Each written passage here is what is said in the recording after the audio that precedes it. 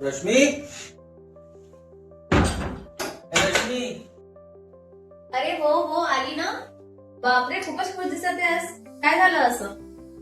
ते मी तुला सांगतो, आधी तू इथे बसतो. सगळ्यात आधी तुला वाढदिवसाच्या खूप खूप शुभेच्छा. आज माझा पगार सुद्धा झालेला आहे. त्या निमित्तानं आपण हॉटेलमध्ये जाऊ जेवण करायला आणि त्याच्यानंतर आपण साडी घ्यायला जाऊ. हे तर खूपच छान झालं. मी संध्याकाळी लवकर आवरून घेते आणि मग आपण जाऊ.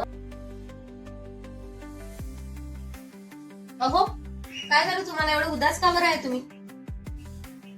रश्मी, मला माफ कर, आज मी तुला हॉटेलमध्ये नेऊ नाही शकणार आहे. का बरं? काय झालं? यार काय सांगू तुला, मनाला पगार झाला मला, पण सगळा पगार माझा कार्तिकीची फीस, आई बाबाची औषधी आणि भाषाला घर भाड्यात पगार निघून गेला. बस एवढंच ना? तेवढंच ना? हसा बरं आधी. 350 रुपये उरले माझे. ठीक आहे ना, असू दे. थांबा एक मिनिट, मी आपल्यासाठी काहीतरी केलंय, लगेच आण. हे बघा, मी आपल्यासाठी खीर केली आहे. तुम्हाला माहित आहे, असं वाटून खाल्लं की प्रेम जास्त वाढतं. मला महागडी साडी नको, मला महागडं हॉटेल नको, मला फक्त आयुष्यभर तुमची साथ हवी आहे. आणि त्यातच माझं खूप मोठं सुख आहे.